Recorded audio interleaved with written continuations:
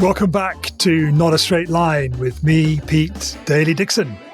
This is the show that explores the non-linear journeys of artists and entrepreneurs to inspire you as you zigzag through your own non-straight line life. And this week, my conversation is with Morgan Burns. With Morgan, I'm once again bringing you a different kind of episode, a bit like the one released on Christmas Day with Alistair McKenzie. It's a peek behind the curtain of what I'm doing with my entrepreneurial ventures and the results of quite complex introspection whilst being able to bounce those ideas off great people like Morgan and showing them to be the experts that they are. Morgan is a neurodivergent, fractional CMO, marketing consultant, brand guru is probably the closest word. The fact is, Morgan's probably forgotten more about brand than most people will ever know, but she hides under those titles to deliver what she knows businesses truly need. That's emotional connection and poetic cadence in their messaging. Her background is as diverse as the conversation we had on this episode, but suffice to say that she is a true expert at what she does, and she's a huge supporter of the artist. So prepare yourself for a roller coaster of entrepreneurial exploration, constructive transparency, and valuable insights as we weave Morgan's Not a Straight Line story around how conversation is the most valuable aspect of any business. Enjoy.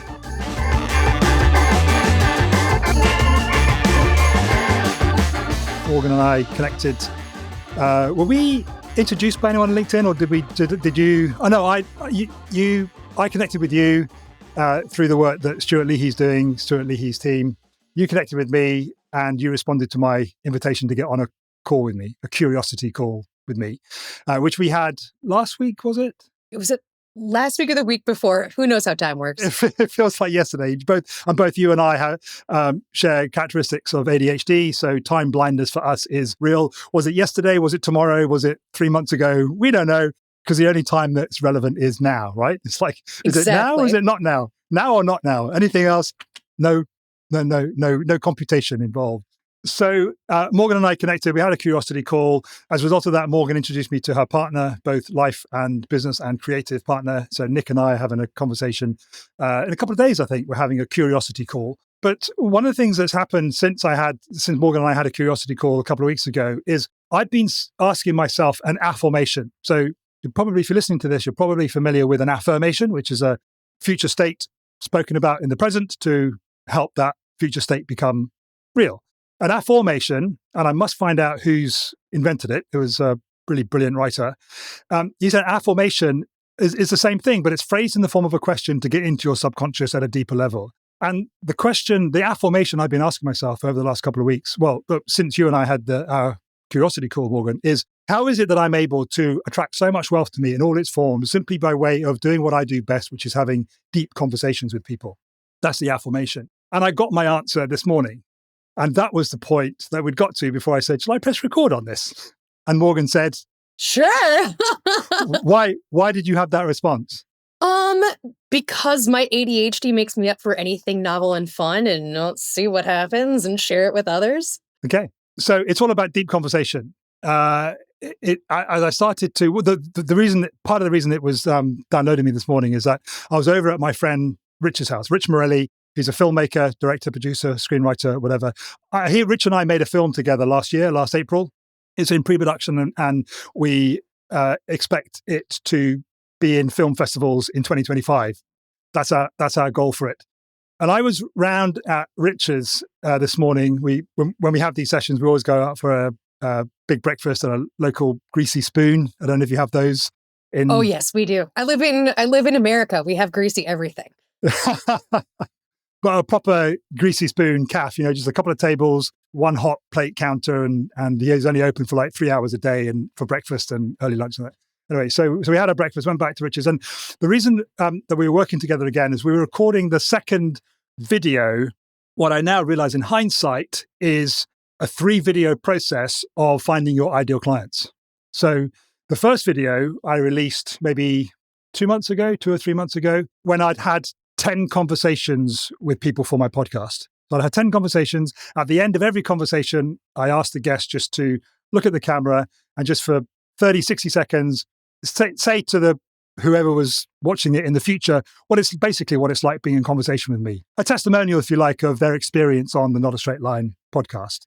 And from those 10 conversations, a couple of months ago, Rich and I cut and edited the first of these, what I'm realizing now is three videos. And that really helped me to attract guests onto my podcast who I didn't know them and they didn't know me before I invited them. So I would see somebody online. I think, I want them on my podcast. Here's what I can do. I can send them a link to the podcast, but I can also send them a link to a short little video, 1-minute video, what other people have said about their experience of being on the podcast. So it just gives people confidence about that coming on. And that worked really well. Between then and now, I've had another 30 conversations. So you are my 40th conversation, I think, 39th or 40th conversation for the podcast. And this morning, Rich and I were editing video number 2, based on, so the first one was from 10 conversations, the second one was from 40 conversations. And it's a much clearer articulation of who it is that I think I would benefit from being in conversation with and who I think they would benefit from being in conversation with me. So that's now what I'm putting out into the world. I went out into LinkedIn just a couple hours ago. And I'm fairly certain that anyone who resonates with what people who've been on the podcast have said about being on the podcast with me, if they resonate with the video number 2, which went live today, they'll be like, fucking hell, how can I get in conversation with Pete as quickly as possible? And there'll be 2 ways that they can get in conversation with me. They can apply to come on the Not a Straight Line podcast, and they'll go to the back of the scheduling queue, which is currently back end of February, I think I've got conversations booked up until end of February. Or they can pay a very small amount of money and they kind of jump the queue and they get their equivalent of Not a Straight Line podcast conversation one-on-one with me.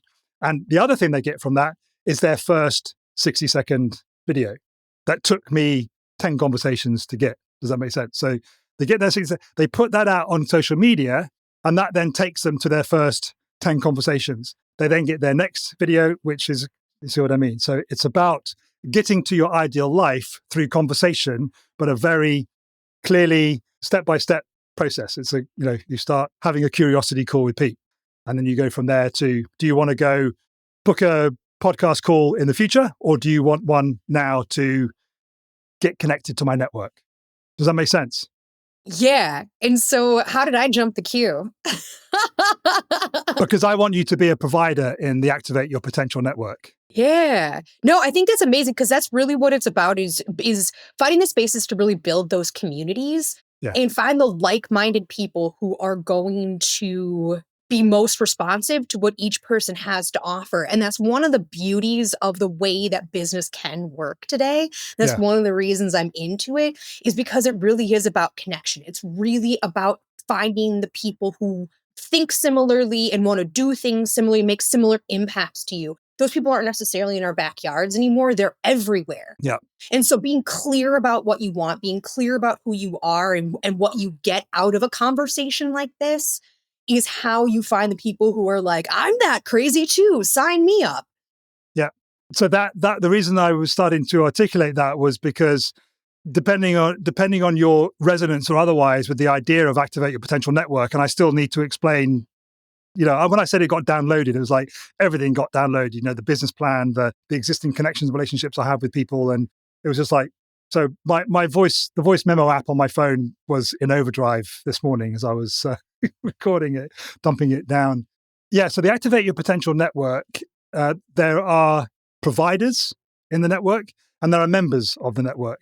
Anyone can be a provider. If you're in the network, everyone's a member, and you can be in the network for free. You can just be in the online community, and you can see who else is there and have conversations with them and talk about potential collaborations with them or whatever.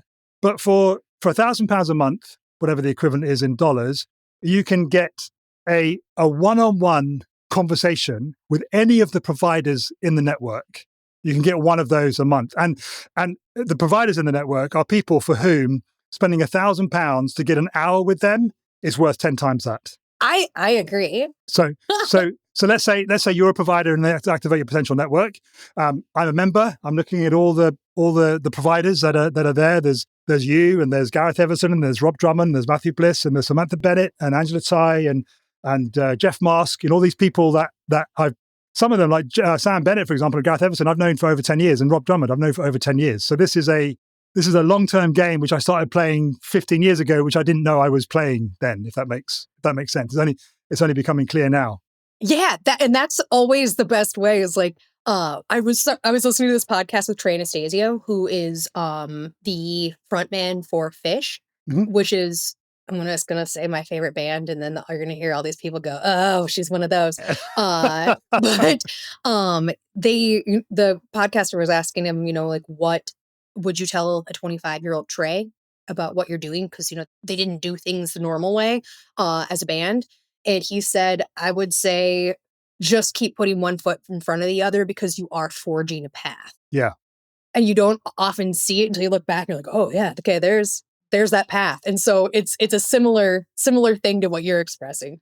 Do you see your value as your value to someone who you're best placed on this planet to serve? So when you think about that person, that ideal client, and this is one of the things that was downloaded me today. It's like the kind of client that if you only had 3 of them in your life would be complete. You wouldn't want to go and look for other clients because of the connections that you've made through those three clients. So when you think about your ideal client, that's who I'm talking about. Yeah. Do you think that someone like that would think spending £1,000 to spend an hour with you would be a worthwhile investment? Absolutely. If I'm thinking about my ideal, especially because I've had the pleasure of having a lot of ideal clients, and I've had the pleasure of having a lot of less than ideal clients in my time. So I really know what that looks like, and I know what magic can look like when we're the right team. So it's not even just because I'm a brilliant expert, which of course I'm a brilliant expert. That's why I'm here. But it's also about the kind of expertise that resonates with particular people. Yeah, because I found I've worked with a lot of different types of executives. I've worked a lot of executives that have come up through STEM and through the engineering side. And then I have worked with executives who come up more through the experiential side of things. And every single, no matter what side of things I come up with, which is really cerebral or really, specific, it's the people who are sort of frustrated artists that are always my greatest connection. One of the people that I have done executive branding for, you wouldn't expect it, but I always ask the question, what did you want to be when you grew up? And how is that similar to what you're doing now? Yeah. And I never would have guessed, but he was like, I wanted to be an actor. I wanted to be a famous actor, and I wanted to tell stories through my performance. And I realized what a gift that was to the way that he conducts himself and the way that he connects with people. Because the fact that he had studied acting and the fact that he was also in a position where he was running a bunch of theaters. So, I mean, it's not that crazy that he would have wanted to be an actor. But it's that sort of performance. Was that his job? Was that all in inverted commas he did? Was that his business, or did he do that alongside another career?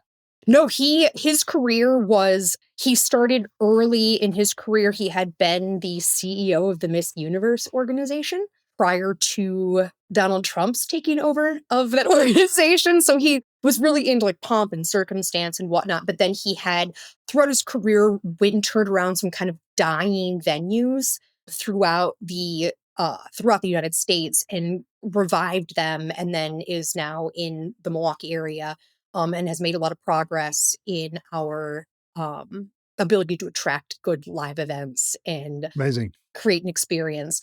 But the fact that he was really just an actor and a tap dancer at heart is really what I think gave him the ability to lead in the way that resulted in the ultimate result, which is people just having a great time at his venues. Yeah. Yeah. But people who think like that, people who are telling stories, people who have studied that stuff, they get me. Yeah. And how does someone like that feel? Or how does Morgan want someone like that to feel? So you think of your ideal client, someone like three, let's say you just had 3 people like that as clients. They were your only 3 clients, and that just made for such a full life for you in all of its facets and forms. How do you want people like that to feel after they've had a conversation with you? I want them to feel like, okay, yes, I know what I'm doing, and not me, them. I want them to feel like that was what I needed to get my head on straight around these kind of big ideas that have been swirling in my head, these problems that I didn't necessarily know I had solutions to. What sort of problems are going through their head? Typically, there is some sort of major transition or minor transition. So whether they are transitioning from just a different phase in their business, like lots of times that kind of 6-year mark in any new endeavor, if you're the CEO of that, if you're in charge of the revenue for that, there's like a 3-year, a 6-year, and then all of the other things that happen. And so either they're new to the position that they're in, they are leaving the position they're in, or they're just not sure that even the position they're in is correct for them. I really like working with people who know it's not working, even if they have a good reason or not. And then I just kind of make space for them to almost figure it out themselves. Like, it's not even about my expertise, it's about my ability to harness their expertise. So that's what like. I'm not an engineering brain, but I work with a ton of engineers. And what do you bring to those conversations that can help them feel that way? And how is it precisely that you want them to feel? Oh, how is it precisely? I want it relieved. Honestly, does that sound? Okay. It's almost like just pure relief. Relief from what? Relief from lots of times, because when people come in, they're like, I don't know what to do. I don't know where to go. I am standing here with a pile of thoughts on my plate and I don't know what to do with them. And so it's about reconnecting to their values, to the values of the communities that they support. So whether it's their employees, whether it's an audience, or whether it's customers purchasing things, even vendors, it is making sure that they are coming clear with their own values and approach, that they are respecting those around them because they know themselves and they know those around them very well. And then obviously I have recommendations for how to proceed for easy stuff, like here's where your digital spends should be. But it's really about, what I do is get down to the core of what brings somebody joy and passion in the work that they're doing. And then we can be like, oh, and then here's the activities to enhance that. So it's not that they're necessarily transitioning from a corporate career or somewhere like that into their frustrated artistic endeavor. Is it, or is it? It can be. Sometimes it has been. Typically, when they're making that transition, they're working more with a coach, like my partner Nick. And then when they're really ready, with like when they kind of, if I'm working with an artist, if they have their art in place and they're ready to go and they don't know what to do with it, that can come in many forms. So I have done things such as help people curate their albums. I've worked with people I work with a lot of musicians, and I work with people who have 50 individually recorded songs and they don't know what to do with them. Yeah. So we start with what were you thinking on every time you were, through every lyric, through every note, what does this represent to you? And then what does your kind of full body of work also represent to you? And then we can start curating some albums out of that, because creating albums out of that work is really important for musicians, because it's the album itself is the story, or is a story, and it's an important part of their artistic journey. So I'll either help them curate or just be like, they're very clear on what the album is, what each album is, and what their career is. And then I can help them be like, okay, here are the essential talking points. Here's where you can go a little bit deeper. And then here is where you can be in kind of the deepest of conversations. So it's really about curating the narrative that helps people kind of dive deeper into their work and help them understand. Is that exclusively for musicians, or do you see that playing out across other artistic disciplines? I see it in music, business, everything. Right. A lot of everything's a creative process to me. Everything is a creative process. So if you are doing highly engineered products, that's a creative process. You have to be creative with the physics of the world. Like, engineers are always so much more creative than they give themselves credit for, because they're coming up with interesting solutions for interesting problems that make our lives easier and safer. But so it's also then just about, especially if you have your own business, if you have decided to be a CEO, if you have decided to put that out into the world, you have a story, you have a narrative, you are now also an artist. So there's not a lot of difference between artist business I do and the art of business that I do with people, because it's all stories. So the first pillar, if you like, in your it's a foundational pillar of the work of Morgan Burns is that if you're the leader of a company, you're an artist. Yes. Irrespective of any other previous desires to act or paint or dance or whatever. If you're the leader, the CEO of a company, it might be a smaller company, you don't want to kind of over-aggrandize it and see yourself as a CEO when it's just you and the cat. But even so, you're still, if there's only you're the CEO of you. You're the CEO. Yeah. And that if you are the CEO of something, even if it is just in inverted commas you're an artist. So that's a really important distinction. Yeah, because especially now with the way that business goes, best practices are just kind of like a thing that is a little bit out. I mean, obviously there are best practices that you have to understand in order to know where you're going. But for the most part, the world of information and the world of connection is real Wild West at this point. And so if you don't have the ability to tell the true story of what you're doing here and why you're here. I mean, because Simon Sinek's been saying this for what, like 30 years at this point? 20 years, I think. But look at the quality of that first video, it's like in square format and stuff. Yeah. It's really grainy. I suspect it's more like 20 years he's been saying that. Yeah. It's because I think it was like 2003 was when that first one came out. So it's been like a little over 20 years. But if people don't buy what you do, they buy why you do it. Yes. And that has been true forever, but it becomes truer every day. Yeah. Because anybody can buy a thing. Almost everything is a commodity now. I'm a fractional CMO that is easily commoditized at this point. If you're taking a look at it from that, because there's tons of us out there because everybody needs fractional brand leadership now. And so 20 years ago, he said in that grainy video that was, that didn't even have a thought to be sized for Instagram or TikTok. No. That people don't buy what you do, they buy why you do it. That has just become more and more true in every year that's passed since that video was made. So why does Morgan Burns do what Morgan Burns does? Because I want people to have a better life. What does that mean? It means, so this is a good vision statement. When it's just like, here's what it means at every turn. That it means for me. And I'll probably refine this as time goes on, but a better life. I started my business because I wanted a better life for me. I wanted to be able to do the kind of work I wanted to do at the level of integrity I wanted to do it at. I wanted to do it with the people who also agree that we should do brand work the hard way. As I joke, I say I do. And I also just wanted to have more freedom to structure my days the way that I wanted to, because being a neurodivergent person, the kind of typical corporate structure is not how my brain best processes business. And so then I thought about that. I have 2 employees now, and I want them to have a better life. I remember at one point I was sitting around with a bunch of friends of mine who were around the same age as me, who started in this industry around the same time I did. And we were telling horror stories of, all the different terrible bosses that we have that were just abusive. And, people throwing chairs, kicking doors in, which happens in the business world. And these young people in the room with us were just shocked that kind of behavior happens in the workplace. We're like, welcome to adulthood. Like, nobody here has grown up at all. You're like going to be largely working with a bunch of whiny babies because that's how the human world works.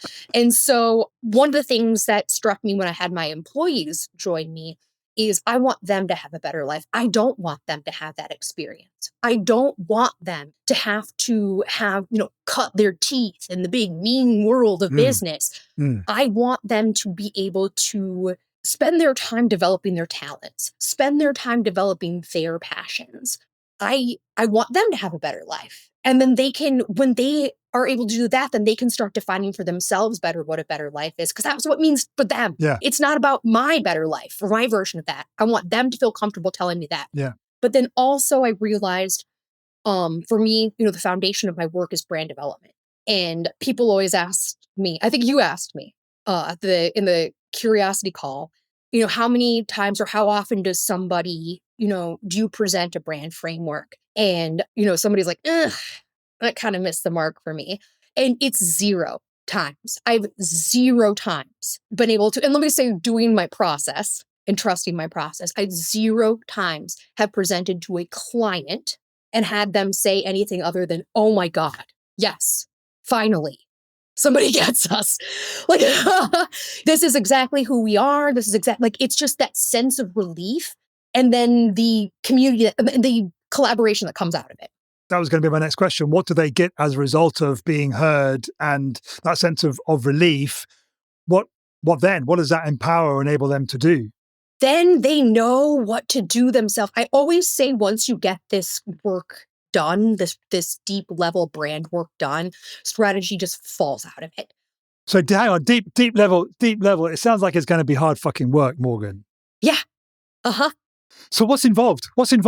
What could you tell us about the process? And if you're not, it doesn't matter. But I'm a firm believer in just total transparency. Yeah. If you want to know how I've got to where I've got to in my life and my business, then this is it. I'm the conversation guy. You just have ever higher quality conversations with ever more people, and provided you're looking to improve the quality of your conversations, as well as improving the number of people you have those ever higher quality conversations with, you will transform your life. You will find yourself pretty quickly, I would say, in an environment, both professionally and personally, where you are living your dream life, however you want to articulate that, the better life, I guess, in a way that you're talking about. I don't know if there was a question behind that. You were asking about process? Process, yeah. You've got your process. If you're happy to like put your process out there, bearing in mind that the chance of people being able to do it on their own is fairly minimal. What does that hard work look like when someone's working with Morgan? And the reason I asked you the question is I'm hoping that in your articulation of what working with Morgan involves, we've already heard about what the output is, that sense of relief and being heard and intuitive, I guess, understanding of what I need to do myself with what I've got and where I am. What's the hard work involved of working with Morgan for the listener to know whether they should be working with you or not? Yeah. The working with me, the hard work is mutual transparency and honesty. The way that I have my process set up, it's not that much laborious activity for the client. Otherwise, why am I here? If I'm just going to load more activities into their lives, that doesn't actually do what I'm supposed to be doing for them.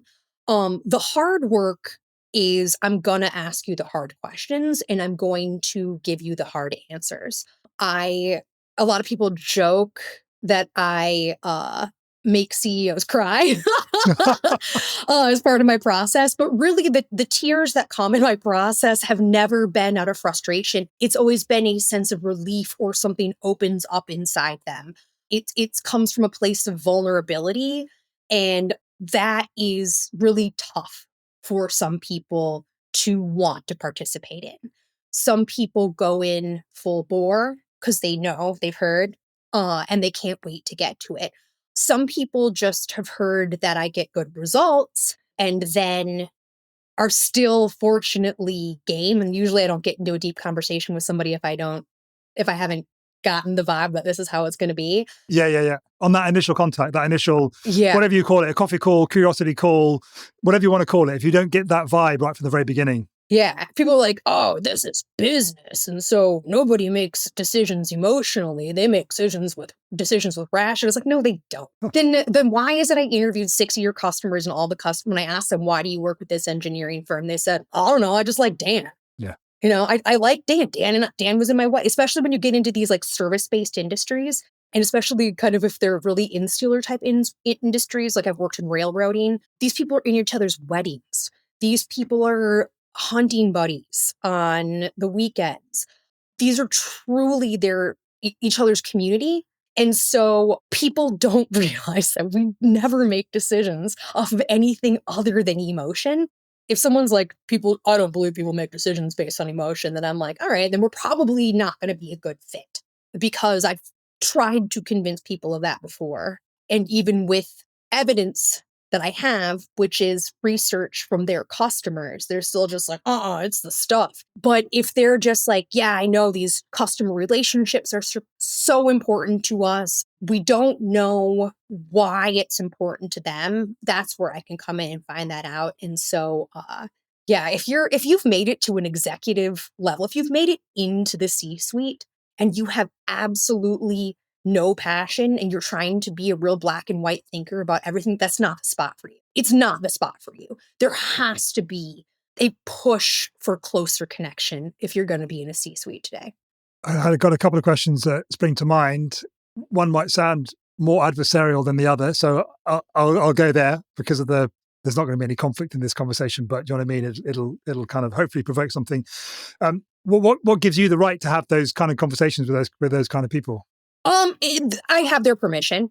No, in terms of what's happened in Morgan's life that has brought her to a place where she has both the ability and the right. I'm assuming you're only having those conversations because you get the permission, but in Morgan herself, what happened in 7-year-old Morgan's life that you think has some connection with the Morgan that is talking now about the kind of conversations he has and the kind of transformation that she helps her clients effect? Yeah, that's interesting. First of all, 7-year-old Morgan was incredibly dramatic. Even more than the ex-old. Yeah. This was me with an adult filter. So, when I was 7, I was I was more dramatic at home. I was actually in public very, very shy as a child and nervous. But I was also in dance. My mom put me in dance before I have memory. So I don't even think I was 2. And she did that because she saw a very energetic, very dramatic child. And she was like, I think maybe she'll be into this. And I just need like a break from trying to harness this energy, for an hour a week.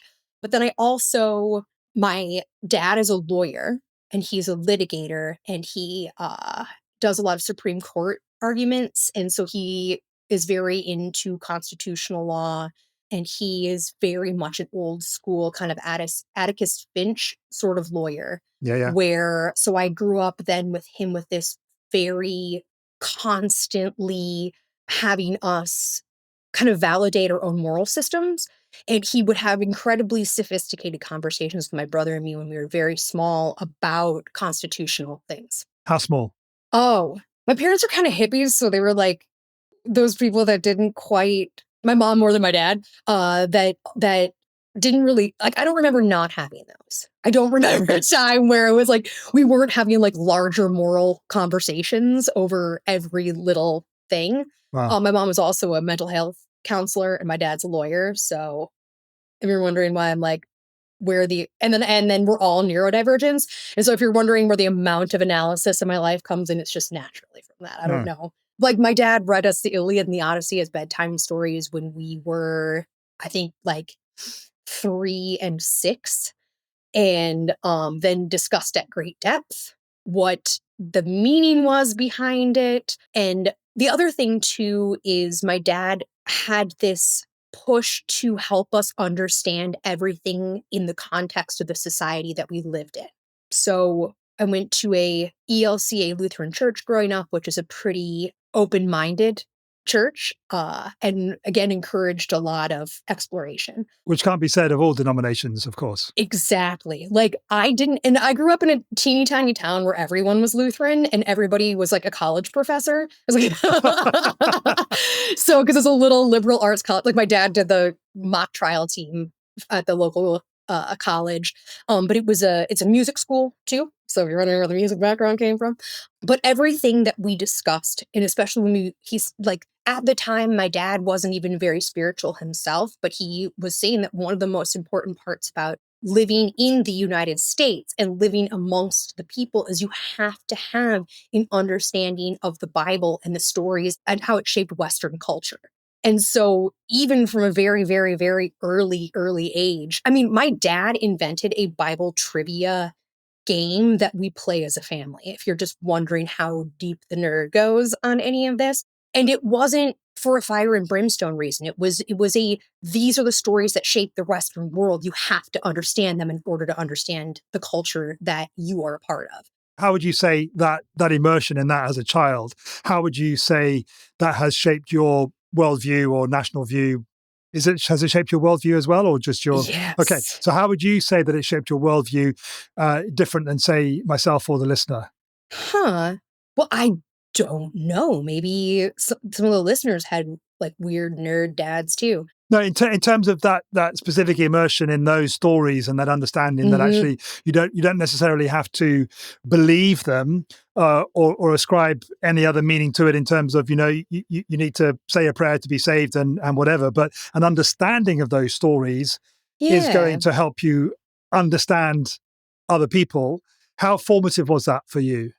Incredibly. And it wasn't just Bible. It was just, we had Bible stories. We talked about ancient Greece. My brother then got really into ancient Rome and lived in Rome as a tour guide for 10 years. Wow. But the thing is that I think shaped me so much is that in studying each of these things, my dad would tell us, here's the context that was born out. Here's the culture that was forming those. Here is where it went through, the Catholic edit. And so here's the culture that formed the concerns that formed the edit of the Bible that we have today. And of course, as Lutherans, we're really obsessed with Martin Luther. So it was, here's the culture then that formed this. And so it gave me this idea that culture is evolving and that every piece of written thing, whether it becomes a major spiritual text or doesn't, are all born from the fears and the hopes of each of the cultures and then reinterpreted over time. How does that experience, what you're just talking about there, how does that help you effect the kind of transformations that you do with your clients? Because it starts with really the vision of the company. And so occasionally that comes from one person, occasionally that comes from groups of people. So if I talk to the people who are all forming the vision, then I can understand that. And then I start to understand the decisions that have gone into how the organization was developed, how they govern their people, how benefits packages are made, how decisions are made. So I get all that. And then I talk to other people throughout the company. And I want to talk to representation from everybody throughout the company to get an idea of, do they understand the vision, but also what's their experience with the culture? What's their experience with the narrative that the leadership team thinks that they have out there? Where is it cross-secting? Where is it not? And then what are they also kind of hoping they would see out of this company that they're not? Because sometimes, the people not in the C-suite have the best ideas for where to go. And sometimes it's great to be validated that these people are experiencing the way you want to. But then I talk to the customers.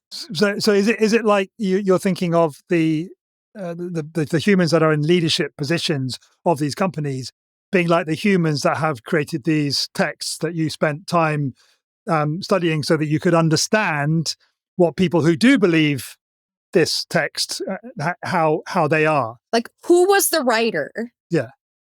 Who is the creator? And then who is the audience? And how is that relationship working together? Yeah. And if what the leaders have in their minds and their hearts isn't getting them the result either from their team or from the market that they want, it's probably because they've cobbled the wrong Bible together, to use your thing. Yes. They've cobbled the wrong message together. Yeah, like they don't need 10 commandments. They need like 4 good values, And so a lot of times people become too prescriptive in corporate narratives. The one thing that used to bug me so bad, I don't see it as much as I used to, but when I was doing early brand work and then people would write all these things about like appropriate corporate behaviors. And it's just like, don't tell me how to act. Just allow me to be. Yeah. And it's so I always say too, like, because people are always concerned too, like when they're going through a rebrand or they're going through a brand refresh or any kind of branding project, like how am I going to be able to express this? And it's like, it should be really easy for you to express. If it's too hard for you to express to others, then you're not internalizing it. It's not for you. Would you say that I've got to that level of clarification in terms of being able to communicate what it is that I do? Yeah, I would say so. So how would you reflect that back then? That what it is you do. Yeah. Okay. So all right, I'm trying to like put this, connect it all into. So what you do is you bring the thinkers and the creatives together to rally behind a shared love of art and creation, to expand the conversation for everybody. So like to continue to expand the conversation to everyone. That wasn't a very good one. We can cut that part out because we haven't even started this podcast.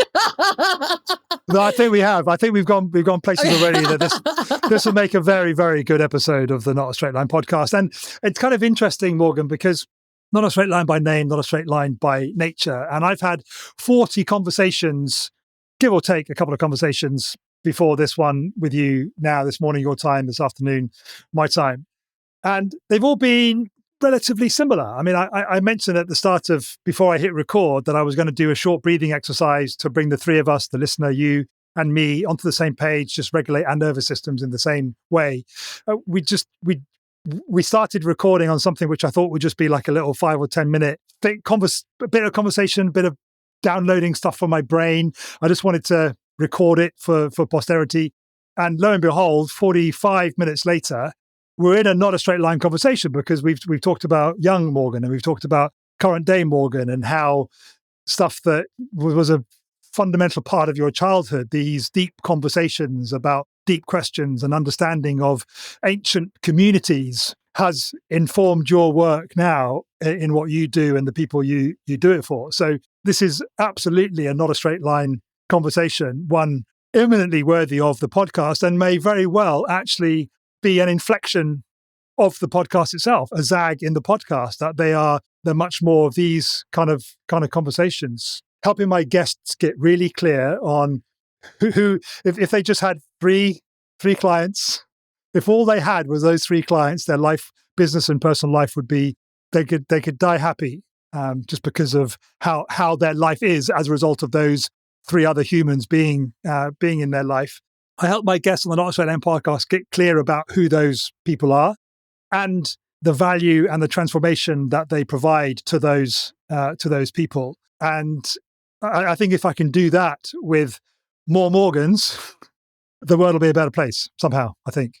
Yeah. Oh, one of the things too, if we're just zigging and zagging all over, then I'm going to go ahead and zig again, because we were talking about the three. If I had three ideal clients, for me too, one of the most important things for an ideal client is that they understand that their business is a part of the world, that they have responsibility as business owners and as businesses to the world. That's one of the key things with the way that technology is advancing at a rate that we're just like, hopefully we don't get into lawnmower man type territory over here for people who understand one of the Stephen King deep cuts. Business has so much influence on us today. So we as humans in business have a responsibility to run our business with humanity. Here in the United States, we have the Citizens United Act, which has basically declared that businesses have the same rights as humans, particularly when it comes to being able to make political donations. And so if businesses are citizens, then you better be considering your citizenship. And then also the same thing with, being a global citizen. You better be considering your citizenship. And that looks like a lot of different things in a lot of different spaces. It's no longer just, well, here's, a charitable donation that our company makes every year. It's truly understanding not just how you fit into the world from a sales perspective and how you can gather more sales, but the responsibility that you have to your fellow citizens to be doing business in a way that is helpful and not harmful. Do I have to have answers to all those questions before I start working with you, or do you help me figure those questions out? You just have to want the answers. You have to want the answers. Okay. Okay. Yeah. Yeah. And there's a lot of different ways. And again, it starts really with that fundamental conversation. I've had people, CEOs in particular that I've worked with, that are like, this was worse than therapy. Thanks. And In what way? because I wouldn't say it's worse than therapy. I think that sometimes they maybe just don't expect it from a business conversation, but it is really a deep dive search. First of all, one of the greatest benefits I think I bring to leaders is that I give them the space, is holding space for people to explore. It's one of those things that hit me about 10 years ago, the value of that business people and musicians and artists. So it's not, with entrepreneurs, with Fortune 100 CEOs down to, a visual artist, we're all having similar issues with keeping up with the pace of the world that we live in. So holding space for the CEOs, I'm a very verbose person when we're just chit-chatting, but I'm not when I'm interviewing, when I'm in the interview space, when I'm in the research room with somebody, because I want them to create what they need for the space that they need. Would you say there was anything analogous in what you're talking about in what's happening between us two now? Yeah. Yeah, there is. I'm coming a little bit more. I don't know. I'm sure you're much more that you're prepared. I'm just here answering your questions. But I do come in. There are certain things I need to know that I have to get to. Like what? So there would be, it's just basic like vision. Where do you want, like, if your business had the ultimate impact, or your art turned the world into what you hope it becomes as a result of your efforts, then what does that world look like now? Okay, let me ask a question, and one of your 3-part answers to my question might be that question you just asked me. But before this podcast conversation, I had a curiosity call with someone who's in a network. Funnily enough, the network is called Create Space, and it's set up by a lovely woman called Katie Skelton. She's coming on the podcast next year. Anyway, I had a curiosity call with Steve Curry, who's in that. And during the conversation, I asked him to describe, no, not describe.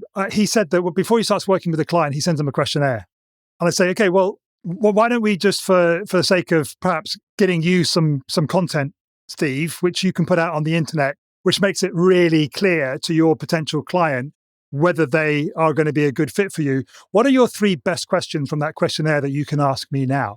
The 3 best questions from your questionnaire that you send someone once they've paid to become a client. What are those 3 best questions that in my answer to them, you will get a good idea about whether I'm a good fit for you, and I'll know whether you're going to be a good fit for me. So what are those 3 questions for you? What are your 3 best questions to find out whether someone's one of your absolutely ideal clients? Yeah. Well, I do think that answer of like, what are we doing here kind of thing. Right. And this is a question that I like to ask in kind of an intake interview, or I ask it occasionally in like CEO interviews. And that I got from my coach, which is, if everything goes the way that where it's going, like if everything is going perfectly in this, like, what is the one thing that like you have to accomplish, that if you accomplish it, then nothing else matters, and if you don't accomplish it, then nothing else matters. And it's kind of usually have to repeat it about 8 times. And I only ask at the appropriate time when there's kind of the space there for it. But that's usually a pretty telling question. What percentage of the time are people able to, they've done enough thinking and navel gazing, or whatever's required to get to the certainty of answer that you're looking for? What percentage of the people that you ask that question, or that kind of series of, because there's almost like more than one question in there, isn't there? Mm-hmm. But what's the one thing? What percentage of people are able to answer that straight away, and what percentage kind of need help from you in terms of the additional questions you ask to get to that? Nobody answers it straight away.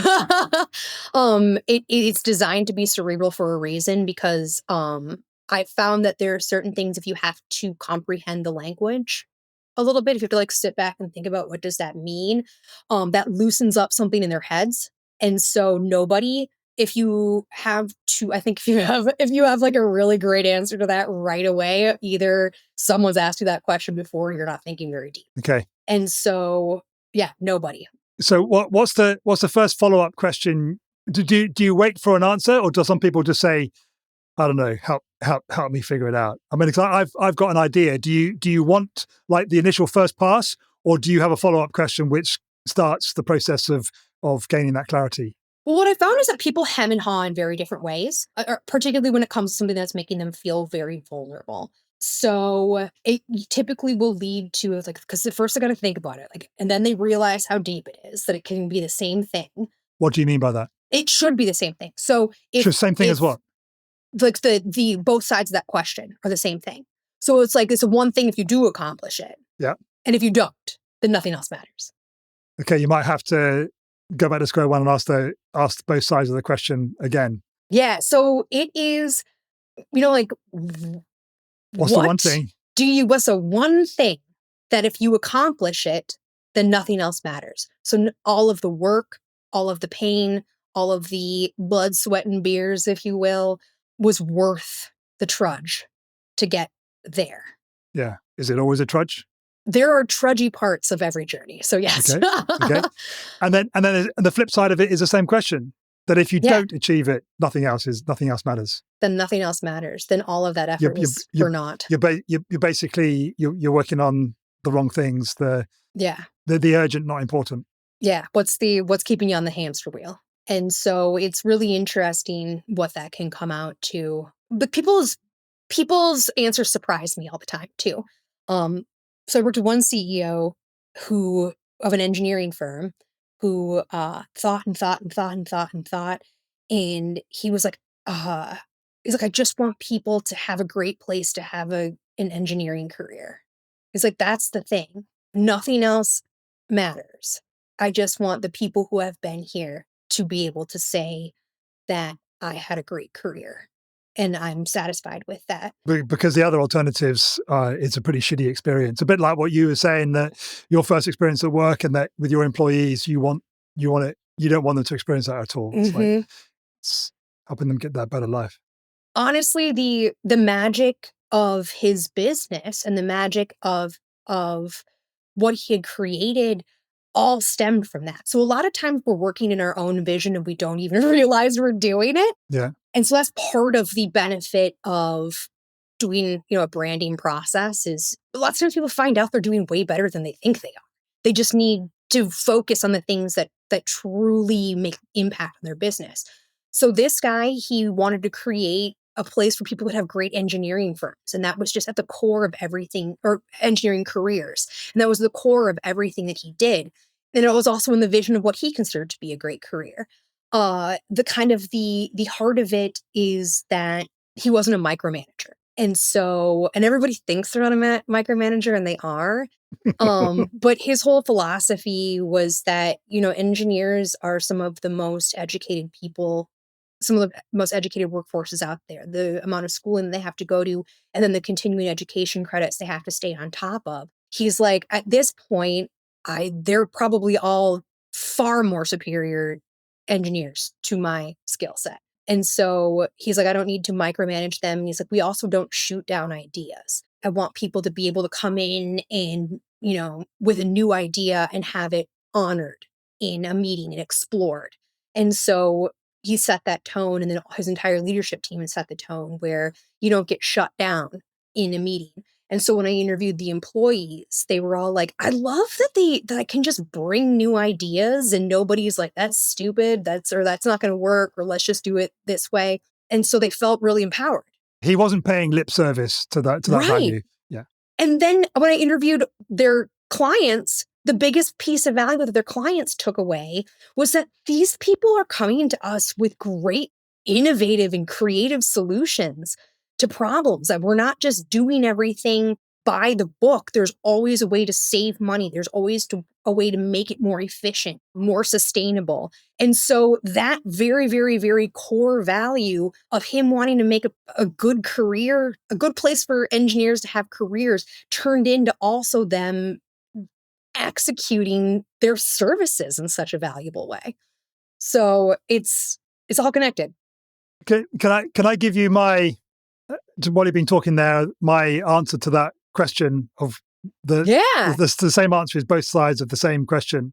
And then you can help me clarify it if you think it would need to be clarified if before you and I were going to start working together, for example. So for me, it's the one thing is that as many people as possible who are on the hamster wheel of a business that they're employed in or a business that they've started themselves that isn't giving them what they want from an artistic perspective. So they had artistic desires as a child. They were dancing or painting or acting, or they were expressing their creativity in some way like that. If that isn't as big a part of your life as you want it to be now, whether or not it's getting paid to do it, my one thing is helping as many people as that get off the hamster wheel and live the creative life which they dreamt of when they were a child. And so what does the world look like when all of the frustrated artists are off the hamster wheel and being their true creative selves? It looks far more empathetic than it does now. So everything is in comparison to what it does now. It's far more empathetic. It's far more peaceful. It's far more engaged and connected. The humans are more engaged and connected with each other. Life has more meaning, and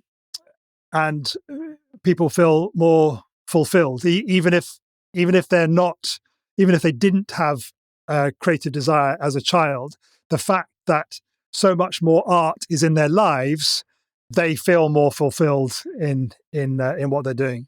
Yeah, and so what's interesting to me too then is taking a look at the idea of engagement. What does it mean to be truly engaged with another human being? Because we interact all the time. So what's the difference between interacting and engaging? Engaging means being absolutely 100%. The thing that people with the characteristics of ADHD do really well is being present, being absolutely engaged. You can't be engaged with someone in the way that I'm talking about if your attention is somewhere else. So it's 100% of your intention on one other human being is what's required for that kind of engagement, which is why conversation is such a huge part of what I do, because you're having ever greater, the quality of your engagement with your fellow humans is getting ever better, which is going to lead to exponential improvements in the quality of your life in all forms and all manners. Yeah. And why do you think it is that people need that conversation in order to make the world a better place? Because from my perspective anyway, the fundamental issues that exist both at a local community and wider social perspective as well as a global perspective is a sense of lack of connection with fellow humans. You look at the situation in Gaza. If the Palestinians and the Israelis had the same sense of connection and engagement with each other that you and I are having on this call now, then it would be impossible for that situation to exist. Yeah. So do you think there's an element of, like we're more similar than we are different? And if we always if we spend more time just kind of really listening? And that's another question. What does real listening, what's the outcome of that? How do you know you've really heard someone? How do you know you've really heard someone, or how does a person know they've been really heard? I think, how do you know you've really heard someone? How do I know I've really heard someone? Well, let me ask you that question. How do you know that you've really heard me? Do you think you have really heard me as I've been talking? I mean, I think I've tried to, but again, this is our second conversation. How do you know? What makes you think? I think there is, that's one of those things that gets interesting is just like there is at a certain point the energetic kind of like gut response. Then there's also the reflect it back and then reflect and refine. So there's this is what I'm hearing you saying. let you follow it up and then refine that until we all get together. But there is a certain, I think, knowing when you've reached a mutual conclusion versus like just giving up and being like, oh, I'll talk about this later. But yeah, so I guess that's you never really know if you've actually heard someone, but it's a follow-up question. Yeah, because the person who is being heard is the final arbiter of whether that answer to that question is true or false. And for me, how I know I've been heard by you is every question you've asked me after I've shared something of myself in answer to your question is both a logical and an emotional, in my mind anyway, in hearing the question, best next question, best next thing in our conversation. Nothing has felt jarring. It might be tangential, but it has flowed. It has meaning. Yeah.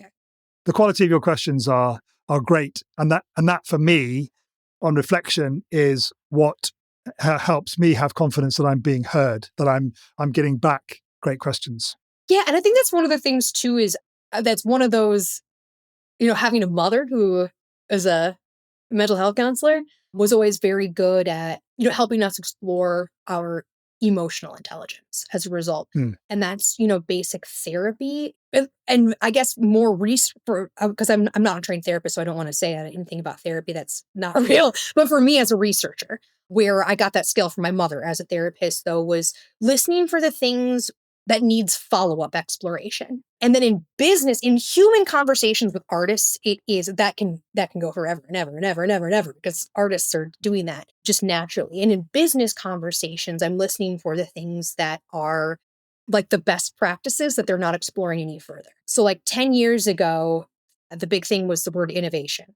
Everybody was like, oh, we're so innovative. And nobody was asking any follow-up questions on what it meant to be innovative. Nobody was asking themselves follow-up questions on what it meant to be innovative. And so, I'd ask people, what does innovation mean to you? How is somebody expressing innovation? And so giving the context for these things. And so we have all these kind of buzzwords that get into the culture that everybody thinks we're agreeing the meaning of, but are typically, if you ask one follow-up question further, then you find all of these different ideas about what innovation means or what any of these best practices mean. So it's just sort of like, it's deconstructing just the basic why are we here, and then making sure that the person that you're in conversation with understands why they're here. And lots of times simply asking them the follow-up question, what is innovation, leads them to go, well, shit, I actually didn't think about that further. And then that spurs them to make better decisions, even just out of the interview. And then it's the same thing too with research. What I think is really interesting is when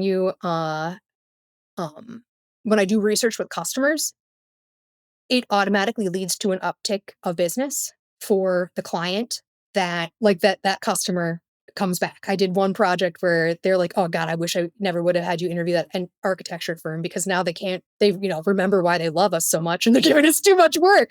So that kind of engagement and branding engagement in those meaningful conversations make change in real time. You don't have to wait for the report. They're making those changes in real time. Yeah, because they're about engagement with humans. But what I found really interesting, what you just said there, Morgan, is that you referred to the process that you've articulated in this word, but just in that little bit there, you referred to yourself as a researcher.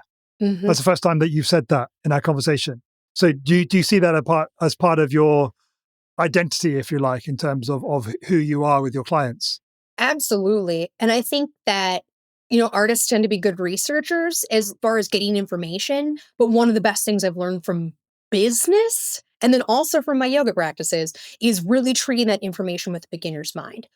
I had a mentor and boss at a guy by the name of Keith Walters, who was so hard on me and made me better in every way. Like he's someone that at the time, when I was younger and I'd be like, stop bugging me. Now I'm just like, do you want to know, I'm great now because of him. Like how? So it would be things like, and then I find myself saying it to my employees too. every time I would come back from a meeting with a client or an interview and I would be reviewing it with him, he would be like, did you say that or did the client say that? Did you say that or did the client say that? And I'm like, at first I'd be like, well, I said that. And he's like, nope, well, I don't care what you have to say, what the client say. And so I was like, oh, okay. And so that helped my brain get there. But it also then helped me realize, like, I'm not expounding yet. I'm not synthesizing. I'm not making any decisions yet. So I now say that to my employees all the time. Did you say that? Or did the client say that? Did you say that? Taking that bias out.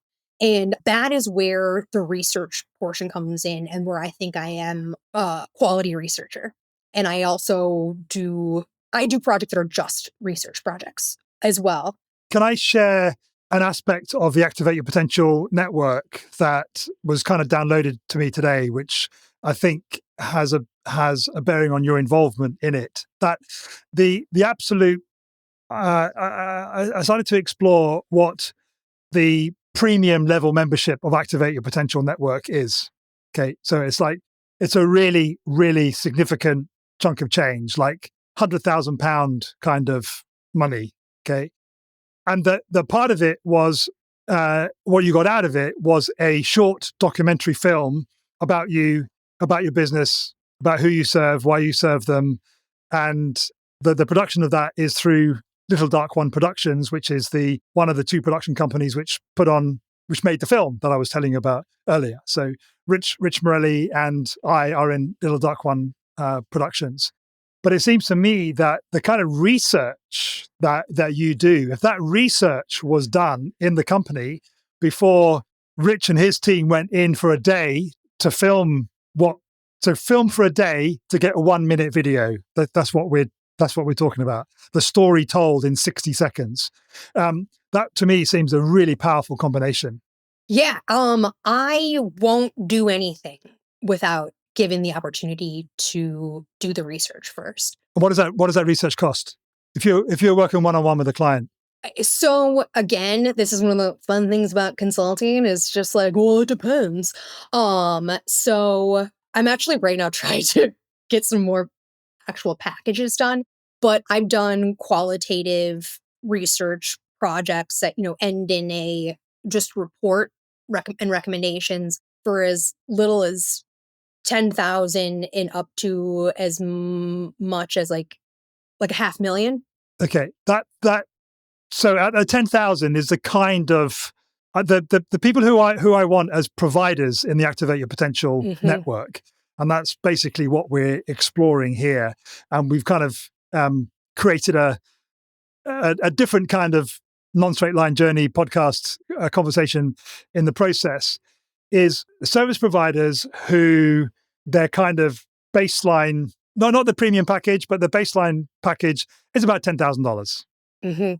Because for £100,000 investment in the premium Activate Your Potential network, you get that qualitative research done by Morgan. You get the short documentary film, whether it's 60 seconds or whatever. You get your podcast activated and produced ongoing for a year with Activate Your Podcast. You get the one hour conversation a month with the providers. So 1 month, let's say I'm in at the premium level. 1 month I have a conversation with you, and the next month I have a conversation with Gareth Everson, and next month I have a conversation with Samantha Bennett. Like I can pick of all the providers in the Activate Your Potential network, who's going to help me the most right now in my life and my business. A one-stop shop, if you like, for the absolute. If you want to activate your potential, if you sense there is something in you that you're in corporate, you're on a hamster wheel, there is an aspect of you which is not getting full expression in the world, and there's probably an artistic endeavor in there as well somewhere, then you need to plug into the Activate Your Potential network, because that's what all of the providers are about. That's what they've all signed up to.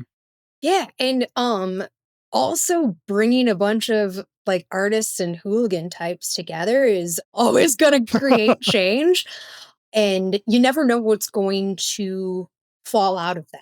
With entrepreneurship and artists, there's going to be a much higher rate of neurodivergence, which is one of the things I'm passionate about. I work with a nonprofit that's all about neurodivergence in the workplace. I have another partner that does amazing work with a business called Empathic Engineering, which is teaching cultural competency to manufacturing engineering companies. And neurodivergence is a huge part of what she discusses too. So it's nice because we live in this very like normie world, where it's like everything is for neurotypicals, which is great. But with all of the entrepreneurship happening amongst neurodivergence in particular, we're starting to realize that even process and employee needs are not being taken into account at the level that we need to for the most amount of productivity and for diversity and success in your own business. And so by getting a community like this together, it might even be like, hey, I need to work on something and I just need somebody to body double. Is there somebody who wants to just sit on this computer with me while I do this? And then there's also the validation of, I am not a 9-to-5 person. My brain has never functioned that way. And now, I've been on the planet enough years that I know myself a little bit better. So I know if I'm working on a highly creative thing, like if I'm working on a brand framework document, which to me is the art of your business. It's the soul of your business. It's pure creative process. How did you describe it just then? I have no idea. I just came out my mouth. What did I say? It's the soul of your business. It's the brand framework documents that I create are really the soul of any business. And you need that soul in your business to be relevant today. And then Little Dark One Productions comes in and gets that soul on camera, which then can go out on social media so that anyone who resonates with your soul, is going to have a fairly high degree of probability of being an ideal client for you. Yeah. And then also the brand work, the framework documents that I create with the art skills that I have developed over time. I did not go to university for anything business related. Everything business I learned on the job. And so I studied poetry, I studied film, I studied dance. I was very, very, very invested in the arts. And so At university you studied that? Okay. I ended up majoring in Spanish because I was just like, I was getting into that, how long am I going to be an undergrad kind of thing? Like, let's just graduate. And so I graduated with a major in Spanish just because I had a lot of those credits. But I've always been drawn to poetry. I think what's interesting, it's only been in the last few years that I've sort of been like readmitting to the world that I write poetry because it's such a like personal thing. And it's also, everyone's like, of course you can write poetry. You're such a drama queen. But the poetry that I've studied, and I had an amazing writing professor in college Dr. Michael Emery at Cody College. I would not be half the writer I am right now without his influence. But the poetry got me. And that's one of the reasons too, I think I connect so well with songwriters. And the poetry to me is the best skill I have at creating those brand frameworks, turning all that research into a document that connects with people. Because everything has a cadence. You write the poem of a business. Yes. I write your business's poem. I create the song, the ballad of your business, if you will. Have you ever expressed it like that before? Not to like most people. I mean, to people who get kind of the artistic mindset, I do. Some people, if I start telling them like, oh, there's a cadence and then there's rhythm and then we're going to do it this way. A lot of businesses I work with are just like, okay, that is a step too far for me. Like, they're like, we wanted creative, but this is now getting a little bit like, I still do it. I just don't tell them about it. So could you argue that they're not in your ideal? That's not necessarily true because it just depends. They're all benefiting from the cadence of it. And some people have a block especially when it comes to being creative. Because like I said, I also work with a lot of highly engineered products. I work with very STEM focused businesses. And those people do not identify as creatives. They're bringing me in because they're like, creativity is this like weird thing sent from the gods. It's not like this really big kind of strategic process that I know it is, but that's okay. They don't have to know that. And so I will utilize that and they respond well to it. But I know when they're not going to respond well to me telling them I do that. I got it. But if they get it and they like it, and then after they see the product, I'll be like, yes. And so here's a little bit more, and the follow-up discussions, like, if you notice there's a cadence there, da da da da da da, and then they get it. But for a lot of people, they have to see it first, or hear it first, or feel it first. So I think another potential collaboration is with a singer-songwriter to take your poem and create the song of a business. So part of what you get for the investment of £100,000 in the top level package is you get that research from Morgan, you get your poem, your poem of your business, you get that captured on film through Little Dark One Productions or its partners in different parts of the world, and you also get your business's song. Mm-hmm. Yeah. And that would be a lot of fun. I have a buddy who's low-key, his dream is to just make money writing jingles. He also writes beautiful music, but he loves like the Kit Kat bar jingle is like his favorite song. And like I have hours. Do you reckon that's an output that business owners would kind of resonate with? Like you get the jingle, but jingle's got negative connotations, hasn't it? It's kind of like there's a difference between like a jingle and, if there's an actual like art, piece of art made about it, and that would be two very different things. Well, we get audio art out of it. You get the video, you get the photographic art. So Steve Curry is a photographer. He's potentially getting involved in documenting the process. So we've got video art, we've got photographic art, we've got audio art in the podcast, which that's one of the other things you get from the premium thing. You get your podcast activated and produced, and you get another aspect of audio art is the song. You get a song which totally encapsulates. So this is and all of it designed to help you attract the 3 clients that when you get them, your life is complete. Yeah. So that's why the £100,000 investment is there, because the output of it is you living the life that you want to live, because you've managed to connect and build relationships with 3 humans that has made everything else possible. And I also am all about creating another revenue stream for the musicians I work with. That's a huge portion of it, because the music industry is hard. It is a brutal lifestyle that musicians take on because they just don't have any other real option. And not because they're not talented. It's just when you get to a point where the drive is so strong, it literally becomes your only option. And so the musicians that I work with, nobody's trying to be Bruce Springsteen. Nobody's trying to, sure, it would be cool if they had a big hit or blah, blah, blah. But most of the musicians that I work with simply want to make a living. They simply want to fund their creative process. And people should be able to do that. People should be able to live on art, because we need art to advance as a society. There's just never, ever been an instance where art hasn't been a benefit to a community. It's going back to what we were saying just relatively short time ago about how important that is. That even if you're the fullness of your life is not defined by pursuing an artistic endeavor, your life will be better the more art is in it. That's fundamental to my position, philosophy, whatever you want to call it. And also going into that, one of the things I think is really interesting is we're looking to the future and how, because working in marketing and brand, AI is a constant conversation. Working with other artists, AI is a constant conversation. And so really one of the most, I think, valuable skill sets that we can have as a human being in modern society is emotional intelligence. To me, that is the currency that's going to take leaders farthest. It's the empathy. That's truly what you need as a leader now to be able to make an impact. And art gives us that ability. Art gives us those tools.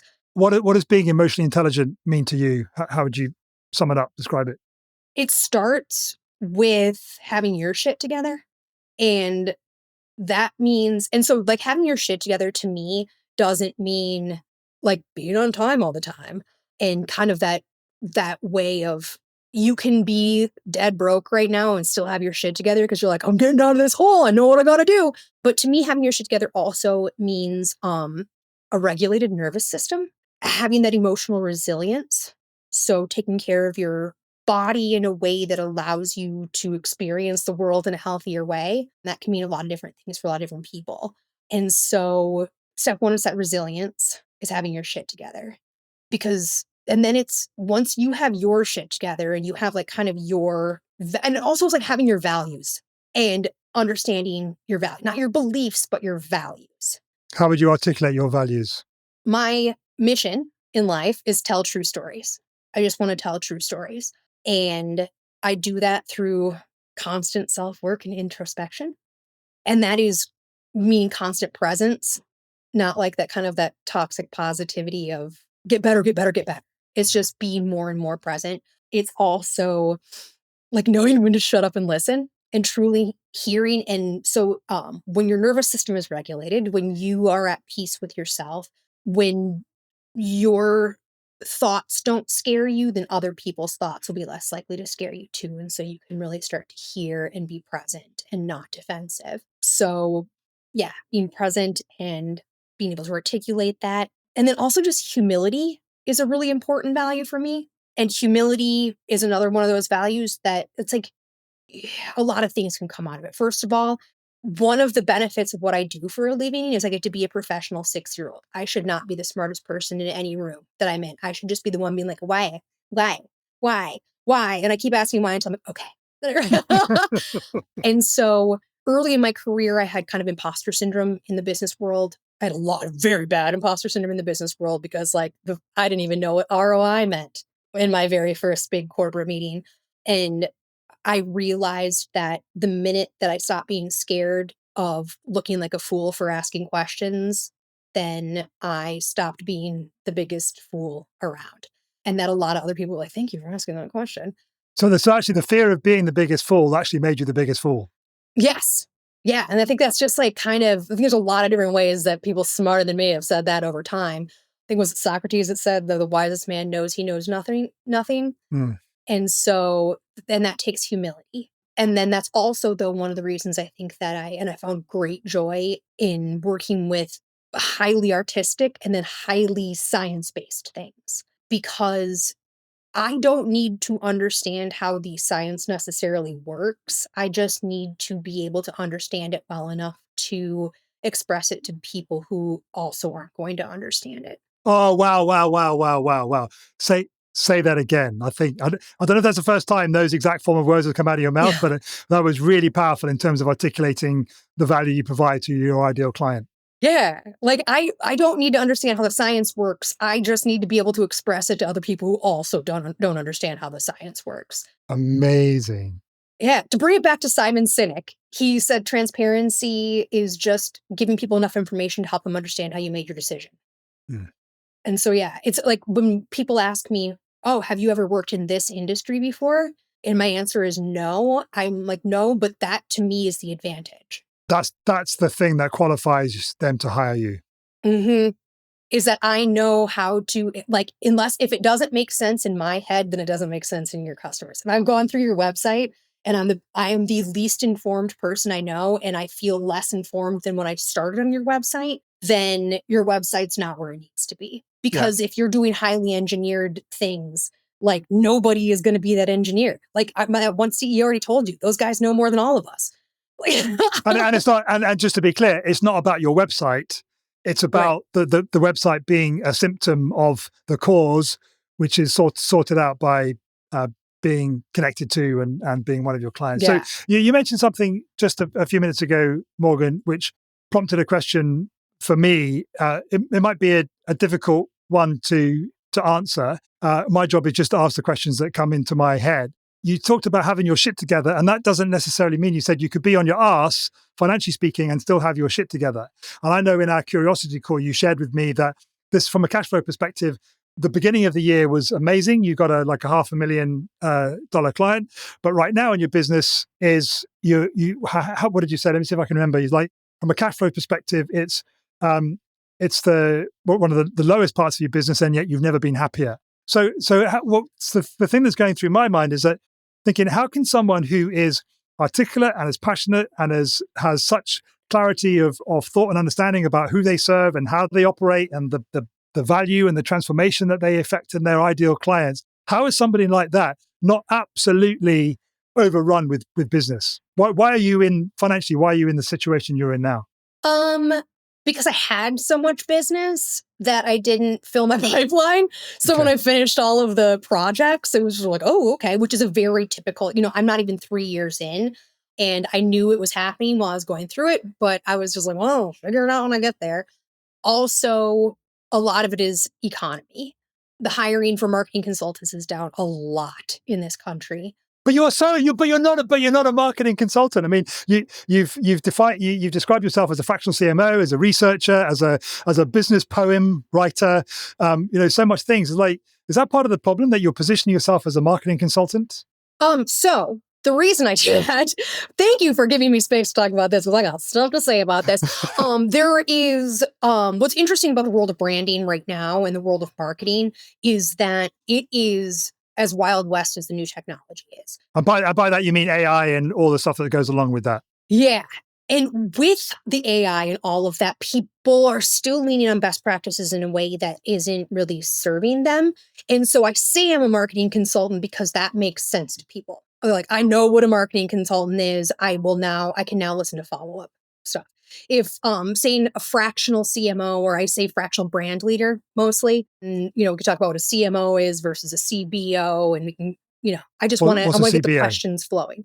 It's a chief brand officer. Oh, okay. And they exist in companies. Yes, it is a thing that's new and exciting, and but there are some of the bigger companies have had a CBO for a decade, but you need it. So the chief brand officer is much more that, like, take the vision, take it all together, and then make it all work out cross-functionally. And then the CMO is like, run the marketing department. And so lots of times too, I get engaged with people because they just need some quick wins so that they can invest more later. So with me, we come in, I'll come in and do the little bit of research it takes to be able to get there and get them some quick wins that they can then reinvest. But there isn't a lot of accurate Googleable words. And trust me, I have been looking at these keywords, trying to find that one where people are like actually looking for it. Fractional CMOs, the search is on the rise. So it's a pretty easy way to talk about that. To get into the conversation that your prospects, the conversation that's going on in their head. Yeah. Yeah. And so for me, the next step for me as well is, since I am slow right now, which, it'll take me 2 seconds to stop being slow. So that's why I'm like, you can have your shit together and still have no money. It's just like, I know I have my shit together enough that the minute I get a new client, it'll be monetizable in seconds. Yeah. Because I've got all that going. But so one of the things I'm doing is sort of a market education push that I'm putting I'm updating my website right now. I'm going to be developing new content, and there's a lot of free space to talk about what brand means today. And so I want to use that space to have those conversations with people about the way I see brand as it stands today, how they see brand as it stands today, and just help people understand better how brand and communications function in a modern business. But right now, people are really still very marketing focused. So it's easier to say marketing. And the other thing you're doing, of course, is exploring whether being a partner in the Activate Your Potential network is going to be a good investment for you and your business. Yeah. And I feel like you'd be pretty, ironically straight line to the kind of people that I do the best kind of work with. Exactly. So what does the collaboration between us look like? Let me ask you a question, Morgan. How many one-to-one, 1-hour conversations could you sustain with someone who's your ideal client? How many could you sustain a month? So 1 hour Yeah, they paid you money. Mm-hmm. How many new client conversations could you have a month?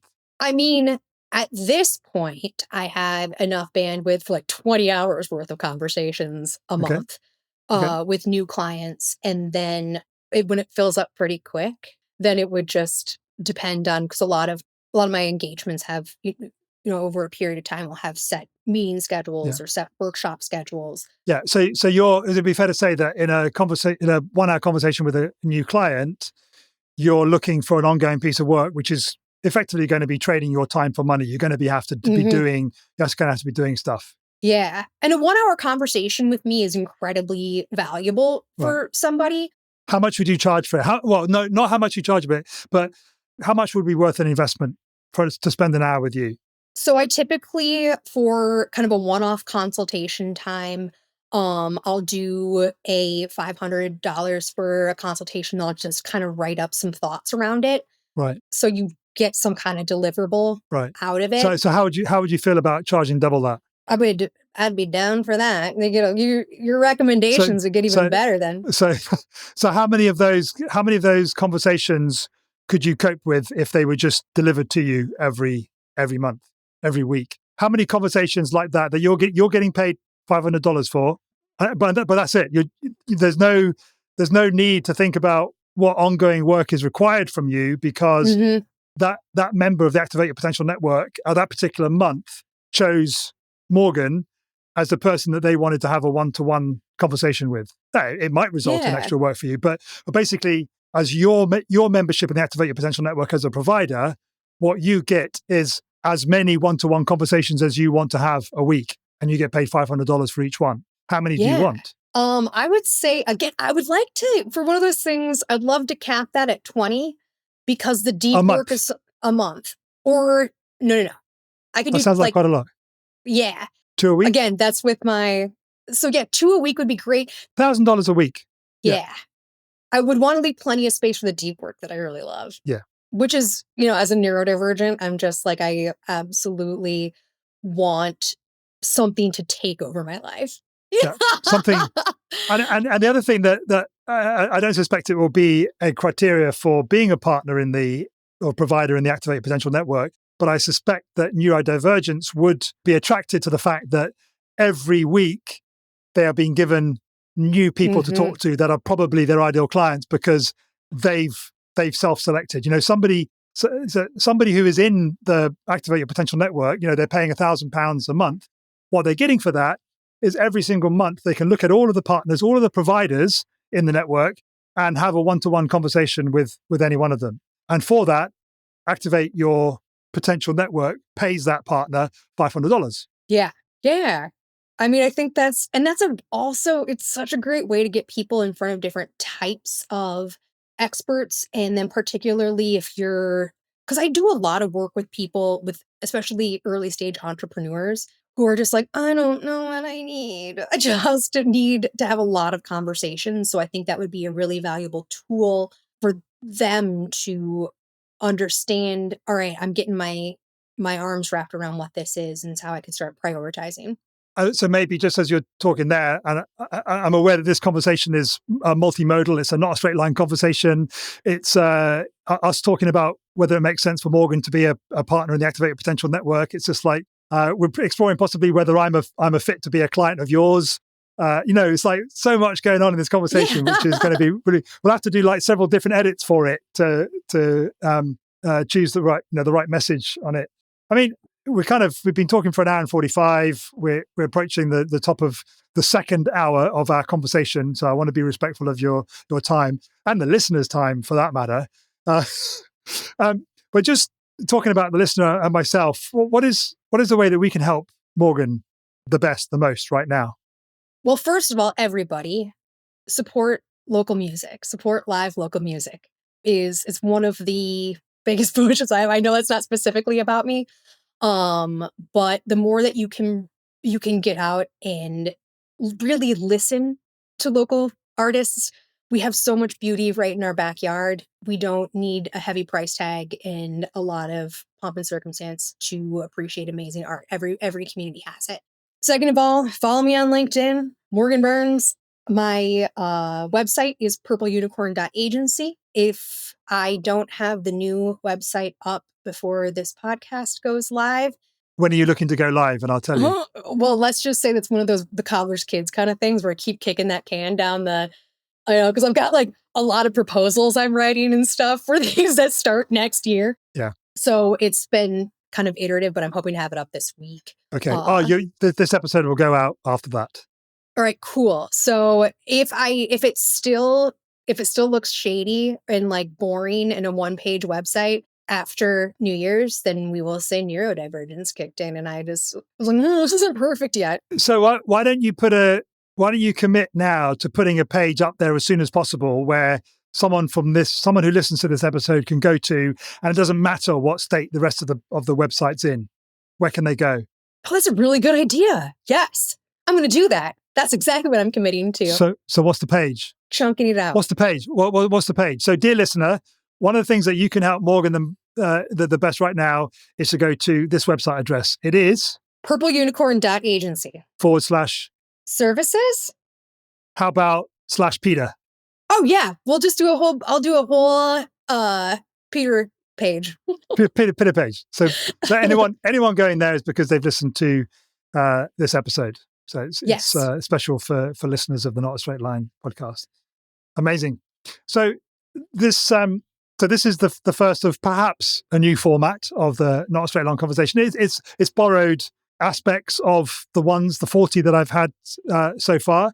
We probably spent more time talking about the non-personal side of Morgan. We did touch back on your childhood and how your immersion in the environment that you had with your parents has informed the work you are now. But we don't really know much about the human that was Morgan at that particular time of her life, what lit her up at school, and all the other things that have been explored a little more depth in other episodes of the podcast. But maybe in this new zag of Not a Straight Line, it's actually this first conversation with a guest is the first conversation, and actually they come back.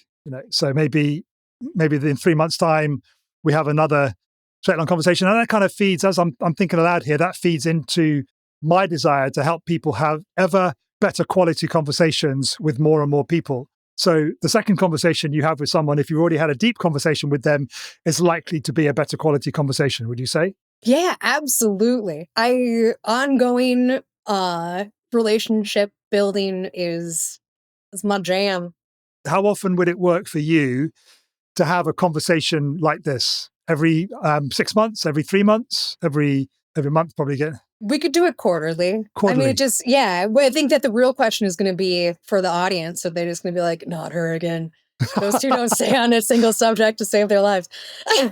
Maybe we can add that to the kind of request. So obviously like and subscribe and do whatever you need to do with podcasts, but also leave a comment on this podcast if you want to hear the deeper conversation that Morgan and I would have in 3 months' time if we circle back to it. So if Morgan's at the top of your list in the Activate Your Potential network, then cast your vote now. It's like the reality shows on TV, isn't it? You gotta phone in and vote for who you want to have back. I think both ADHD kids that have made it this deep into the podcast are like, I love her back. They're not going to, most people are kind of like, well, I'm not really sure what's happening now. If they're here at all. Yeah. That's amazing. Well, that's the listener voting for who they want to have back. Who do you vote for me to have a conversation like this? Who do you think having this sort of conversation with me would be the best 2 hours of their life in 2024, as well as being the best use of 2 hours, apart from the conversation with you, of course, Morgan? Do you know what I mean? Who and apart from Nick as well, because you've already effected that introduction. Who do you think would benefit the most from from a conversation like this? Oh, I have so many fascinating people, artists, entrepreneurs. Those are my only friends, really. Yeah. There's artists and entrepreneurs. There is so one of my design partners is her agency is called Tulips Creative. Her name is Olivia Wisden. And they were a tech company that became a branding agency. And she and I have weekly chats that just keep both of our businesses afloat. And why do you think she would get value from the kind of conversation that we've had the last 2 hours? Why do you think she would value it? Because one of the reasons she was one of my partners in this, and then also one of my kind of greatest friends at this point, is the depth to which she approaches things. She's also neurodivergent, and she's a very incredibly brilliant businesswoman. And a lot of that is because of that emotional intelligence I was talking about, that she's really a creative first, and just the business acumen comes from because she is very clear on the kind of impact she wants to make on the humans that she works with. Amazing. You obviously have a very close relationship with her. Would you be okay to introduce us? Absolutely. Of course I will. Is there any aspect of your non-straight line journey that's got you to where you are now that you'd like to leave us with? Or that's one option you've got to finish this conversation off. Oh, okay. Or what question can you leave me and the listener, which is going to rattle around in our brains the most for the next 24, 48 hours? Oh, that's and maybe great. a question that makes us both go, huh. Yeah, I think, well, here's the thing. I'm kind of a verbal processor, so I might ramble a little bit. Heads up. That's the thing I do. But so it was, what is a thing that has, I guess, a statement that will lead to an answer, or lead to a question to ask, where it's, I ask that question of people all the time, like, what did you want to be when you grew up? And how is that similar to what you're doing now? And everything that I wanted, I was a performer. The biggest influence in my life was dance. So that was one thing that we touched on, didn't get into. Like I said, my mom put me in dance classes when I was like 18 months old, just to somebody do something with a child. Dance shaped who I am. And I think a lot of how dance shaped who I am is because it, dance is a very kind of multi-medium sort of feeling. The music is valuable. The costuming is valuable. But then also, for me, the understanding the emotional push and pull on a very physical level, like on a very feeling it in your body kind of level. It allowed me to develop a nonverbal language, I guess, more of an energetic language that makes sense to me and that I trust. And so it affects everything I do because I feel it in my body so clearly. And it's such a vital part of who I am. So I guess then the question back to you and to the listeners would be, what is the thing that has shaped you in a way that it is just embedded into every fiber of your being and influences every interaction you have with yourself and others? Amazing. What a great question to finish this episode of Not a Straight Line with you, Morgan. Thanks so much for showing up, for being you, and for committing to the journey and sharing a little bit about who you are and how you are and all the rest of it. Yeah, thank you. This was so fun. It's hard to believe it's been 2 hours, but that's how that goes.